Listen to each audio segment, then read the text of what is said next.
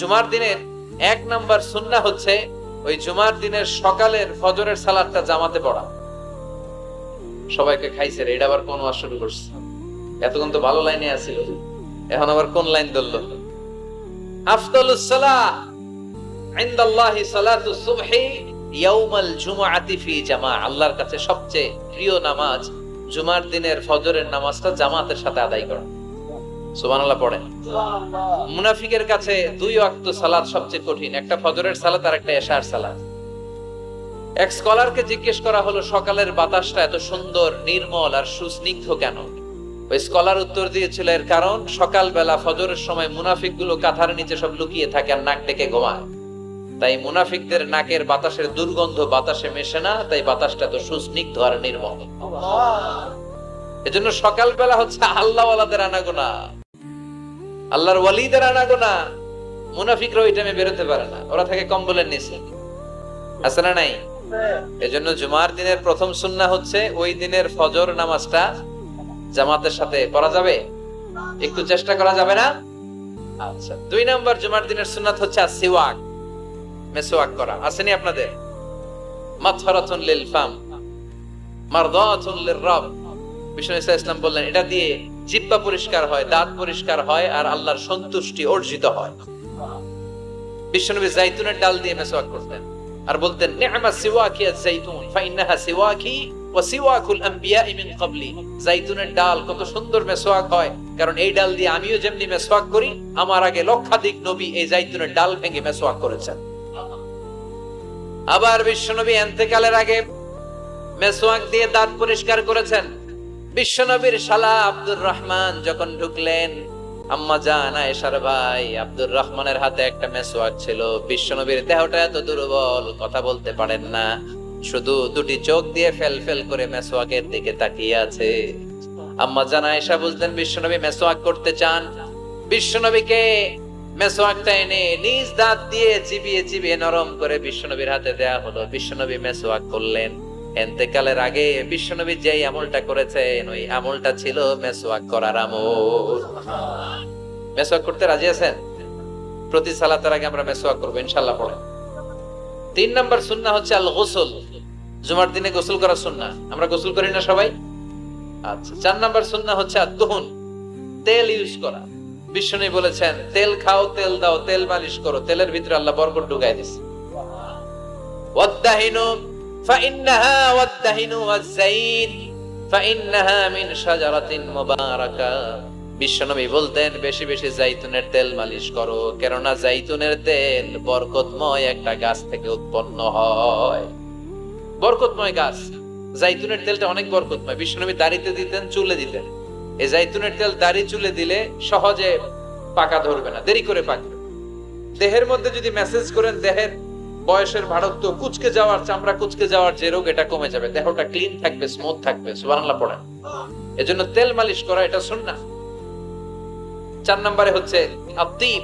তিব মানে সুগন্ধি। তিব মানে কি? পারফিউম। বিষ্ণু ঈসা ইসলামের কাছে কিছু জিনিস হাদিয়া হিসেবে পেশ করা হলে তিনি ফিরিয়ে দিতেন না। এর মধ্যে একটা হচ্ছে আত-তিব। একটা কি? সুগন্ধি কেউ হাদিয়া দিলে বলতেন না লাগবে না, বলতেন না লাগবে না, নিতেন। দুধ দিলে কখনো বলতেন না লাগবে না, বালিশ দিলে কখনো বলতেন না যে লাগবে না, তেমনি সুগন্ধি দিলেও বলতেন না লাগবে না, মধু দিলেও বলতেন না যে লাগবে না। সুবহানাল্লাহ। এগুলো দিলেই নিতেন, ব্যবহার করতেন আর খাইতে পছন্দ করতেন। সুবহানাল্লাহ পড়েন। এই যে আমরা বালিশ দিছি, এটা কিন্তু বিশ্বনবীর সুন্নাহ। আল্লাহ রাসূল সাল্লাল্লাহু আলাইহি ওয়াসাল্লাম বালিশে ট্যাগ দিয়ে বসতে পছন্দ করতেন। আলহামদুলিল্লাহ পড়েন। তার মানে সুগন্ধি ব্যবহার করা সুন্নাহ। আবার বিশ্বনবী বলতেন আরবাউন মিন সুনানিল মুরসালিন। 4টা আছে সব নবীদের সুন্নাত, এর মধ্যে একটা হলো আল হায়া, লজ্জাশীলতা, লাজুকতা। সব নবীরা লাজুক ছিলেন।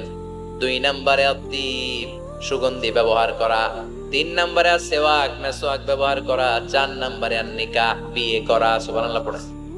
এই 4টা সুন্নাহ সব নবীদের সুন্নাহ, এজন্য পারফিউম ইউজ করবেন। এরপরে জুমার আরেকটা সুন্নাত হচ্ছে আল-লিবাস আহসানুস সিয়াব, সবচেয়ে সুন্দর জামাটা পরা। কারণ আল্লাহ নিজে সুন্দর। ইন্নাল্লাহা জামিল ওয়া ইউহিব্বুল জামাল। আল্লাহ নিজে সুন্দর, তাই সব সৌন্দর্যকে আল্লাহ পছন্দ করেন, ঠিক কি না? এই মহাবিশ্বের সবচেয়ে সুন্দর কে?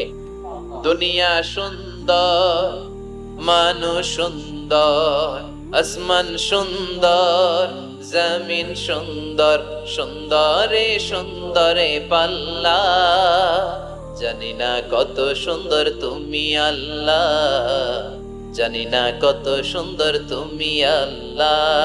সুবহানাল্লাহ পড়েন।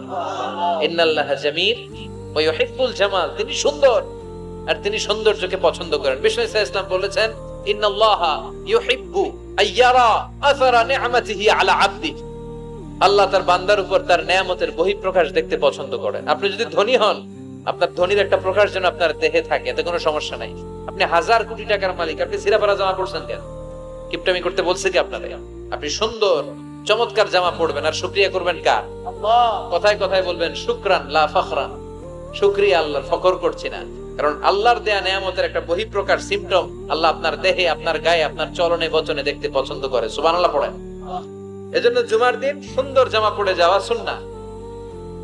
এরপর আরেকটা সুন্নাহ হচ্ছে ইকসারুস সালাহ আলা রাসূলিল্লাহ, আল্লাহ রাসূলের উপর বেশি বেশি দুরূদ পড়া। বিশ্বনবী বলেন, জুমার দিন বরকতময় দিন, এই জন্য এই দিনে তোমরা আমার উপর আকসিরু আসসালাতা আলাইয়া, আমার উপর বেশি বেশি তোমরা দুরূদ পড়বা। ফাইন্না সালাওয়াতাকুম মা'রুদাতুন আলাইয়া, কেননা তোমাদের দুরূদ আমার কাছে পেশ করা হবে। সাহাবারা বললেন, কাইফা সালাওয়াতুনা মা'রুদাতুন আলাইকা ইয়া রাসূলুল্লাহ ওয়া ক্বাদ আরিমতা, ও নবী, মরার পরে আপনি পচে গলে মাটির সাথে মিশে যাবেন, মিশে যাওয়ার পরে আমাদের সালাতগুলো কে আপনার কাছে পৌঁছাবে, কেমন করে পৌঁছাবে? বিষ্ণু বললেন, ইন্নাল্লাহা হারামা আলাল আরদি আন তাকুলা আজসাদাল আম্বিয়া, আল্লাহ তাআলা জমিনের মাটির জন্য নবীদের দেহ খাওয়াকে চিরকালের জন্য হারাম করেছেন। জমিনের মাটি আমারে খাবে না। আল আম্বিয়াউ আহইয়াউন ফি কুবুরিহিম ইউরযাকুন, নবীরা কবরে জীবিত আর তাদেরকে রিজিক দেয় কে? তবে এই জীবিতটা আমরা এখন যেমনি জীবিত, এই জীবিত নয়, এটা আলামুল বারজাখে, নবীদের জন্য স্পেশাল একটা স্ট্যাটাস। কোন সুবহানাল্লাহ। এজন্য এই দিনে বেশি বেশি বিষ্ণু ঈসা ইসলামের উপর দুরূদ পড়ার দরকার আছে না নাই? এরপরে বিষ্ণু বললেন, আরেকটা সুন্নাহ হচ্ছে সূরাতুল কাহফ তেলাওয়াত করা। কোন সূরা? একেবারে কোরআনের মাঝখানে, জানেন এটা একেবারে কয় পারায়? 15 পারায়। এমন কি এই সূরা কাহফের মাঝখানে একটা শব্দ আছে, ওয়ালিয়াতালাত্তাফ। দেখবেন কোরআনের সব শব্দ বাক্য এক মানে ফন্টে লেখা, এই ওয়ালিয়াতালাত্তাফ এটা আলাদা ফন্টে মোটা করে লেখা, কারণ এটা হচ্ছে মিডল অফ দা কোরআন, কোরআনের একেবারে মাঝখানে। এটার আগে যত শব্দ তার পরে তত শব্দ, এটার আগে যত অক্ষর তার পরে তত অক্ষর। সুবহানাল্লাহ পড়েন। ওয়ালিয়াতালাত্তাফ আছে না নাই? এই সূরাটা যদি কেউ পড়ে, অনেকগুলো ফজিলাত। 1 নাম্বার ফজিলাত, ইয়াকুনু লাহু নূর ইয়াউমাল কিয়ামা, এই সূরাটা কিয়ামতের দিন তার জন্য একটা আলোক বর্তিকা হবে, আর এই আলো দিয়ে সে ফুলসিরাত পার হয়ে যাবে। আবার বিষ্ণু বললেন, সূরা কাফের প্রথম 10 আয়াত যে ব্যক্তি জুমার দিন তেলাওয়াত করবে, উসিমা মিন ফিতনাতিদ দাজ্জাল, তারে দাজ্জালের ফিতনা থেকে বাঁচিয়ে দিবে কে? আবার এই সূরাটা যে জুমার দিন তেলাওয়াত করবে, 2 জুমার মাঝখানটারে আলোকিত করে দিবে কে? এজন্য জুমার দিন কোন সূরা?